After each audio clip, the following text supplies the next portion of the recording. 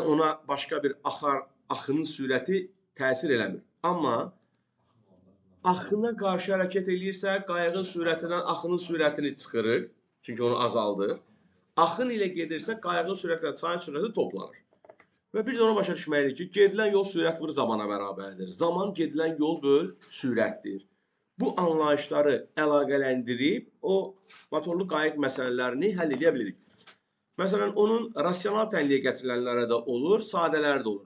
Tutaq ki, deyir ki, motorlu qayıq çayın axını ilə 3 saata getdiyi yolu axına qarşı 5 saata gedir. Axın ilə 3 saata getdiyi yolu axına qarşı 5 saata gedir. Çayın axma sürəti 6 kilometr bölünsün saat olarsa, qayığın sürətini tapın. Qayığın durğun sudakı sürəti. Deməli, qayıq çayın axını ilə 3 saata getdiyi yolu axına qarşı 5 saata gedir. Çayın axma sürətinin 6 km bölü saat olduğunu bilərək qayığın durğun sudakı sürətini tapın. Tutaq ki, biz deyək ki, V qayıq, qısacana yazıram, V qayıq x km bölü saatdır. Onda belə çıxır ki, bunun axına qarşı sürəti x minus 6 km bölü saat olacaq. Axın ilə sürəti isə x plus 6 km bölü saat olacaq. Yəni, axın ilə gedirsə, qayığın sürətinin üzərinə çayın sürətini gəldim. Axına qarşı gedirsə, qayığın sürətindən çayın sürətini çıxdım. Deyir, axın ilə 3 saata getdiyi yol. Axın ilə 3 saata getdiyi yol. Gedilən yolu tapmaq üçün sürəti zamana vurur. Axın ilə sürəti buydursa, bunun axın ilə 3 saata gedəcəyi yolun uzunluğu 3 vurulsun x plus 6-dır. Həmin yolu axına qarşı 5 saata gedir.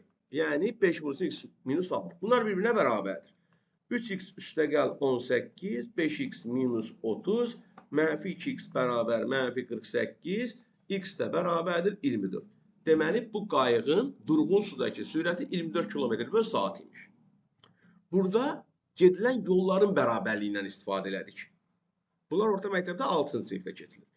Bir də var, zamana görə işləyəcəyimiz məsələ tipləri, yəni yolun uzunluğunu verir, sürətlə bağlı olan hissəni verir, zamana görə işləyirik. Onlar isə rasional tənliklərə gəlir və onlar 8-ci sinifdə öyrənilir, yəni rasional tənliklər.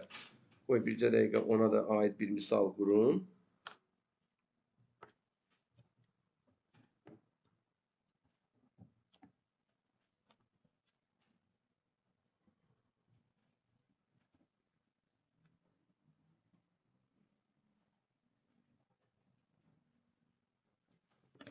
Tutaq ki, belə bir sual verir. Deyir, motorlu qayıq çayın axını ilə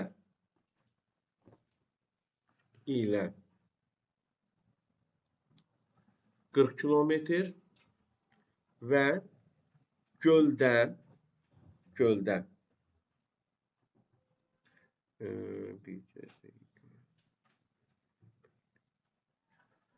32 kilometr yolu cəmi 4 saata getdi. Bəli, çayın axını ilə 40 kilometr və göldə 32 kilometr yolu cəmi 4 saata getdi. 40 kilometr axın ilə gedib, 32 kilometrdə göldə gedib və cəmi 4 saat vaxt sərf edib bu yola. Katerin, yəni qayığın da belə deyək, qayığın durğun sudakı sürəti, daha doğrusu durğun sudakı yox, çayın axma sürətini deyəcəkdim, səhv dedim. Necə?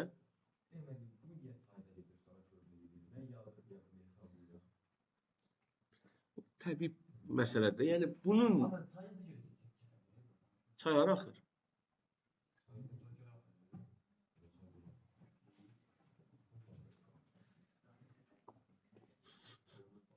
Çay yəqin ki, aşağı çatında qurumur da.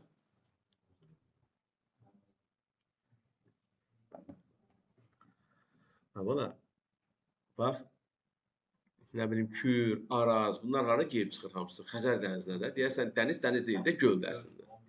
Ay sağ.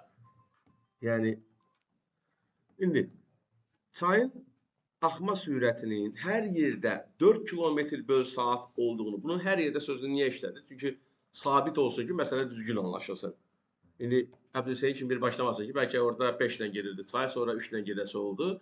Yəni çayın riyazi olaraq məsələnin tamlığı üçün deyir ki, hər yerdə çayın sürətinin 4 kilometr saat olduğunu bilərək,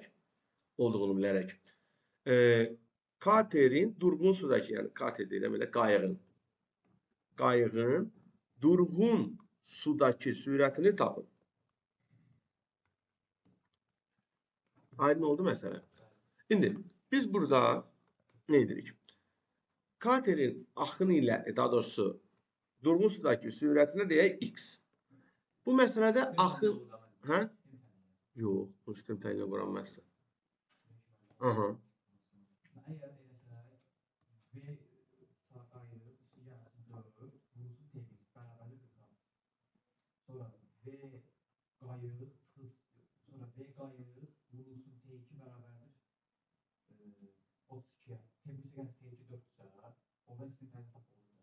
Hı -hı.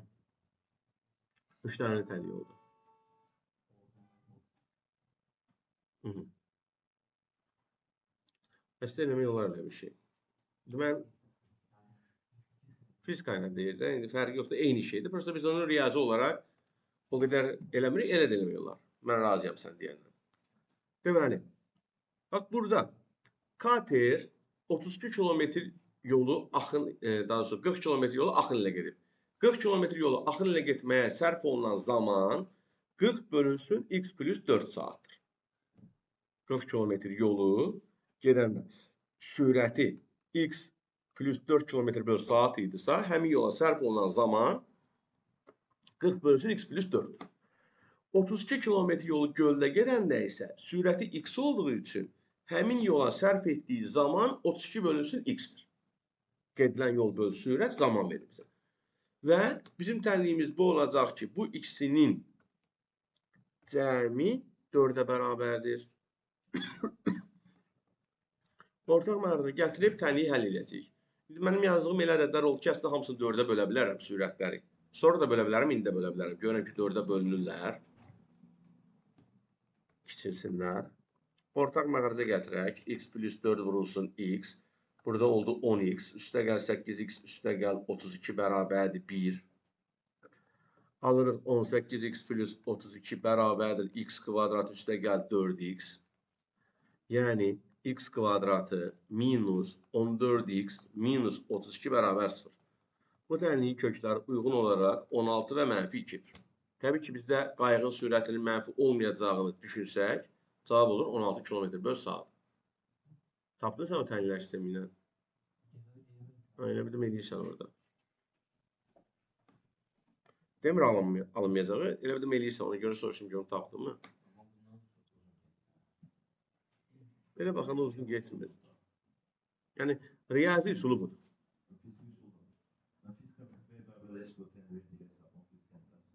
Yox, ama onun dediğine mən səhv deyənmərəm axı. Yəni, onun dediyi də düzdür. Sonra, burada bu qayıq məsələlərindən başqa müxtəlif növ sürət hərəkət məsələləri, işçi məsələləri. Məsələn, deyir ki, iki fəhlədən biri və yaxud iki briqada, nə bilim,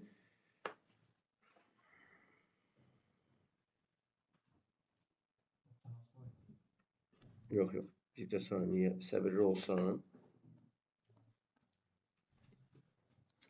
Deməli, deyir ki, iki briqadadan biri evi digərindən 15 gün tez tikir. Biri digərindən 15 gün tez tikir.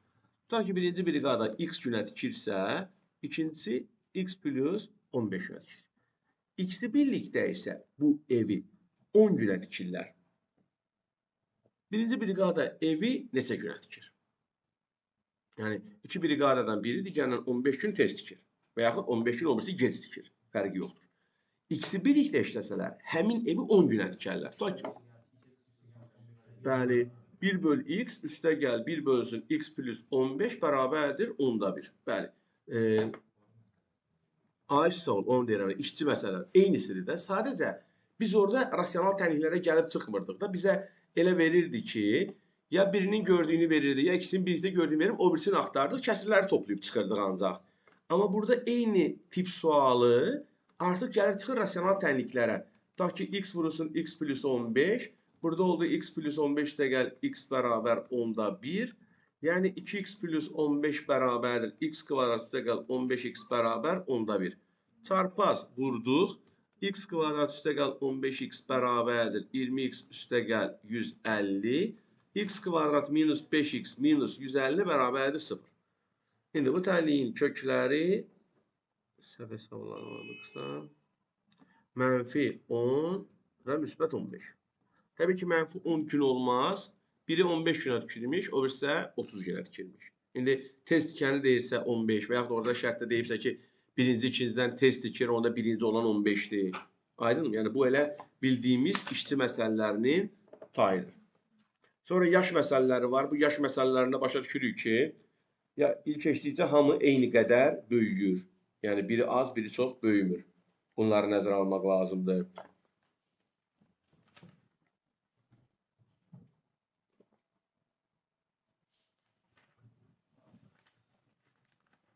Vəssalam, belə.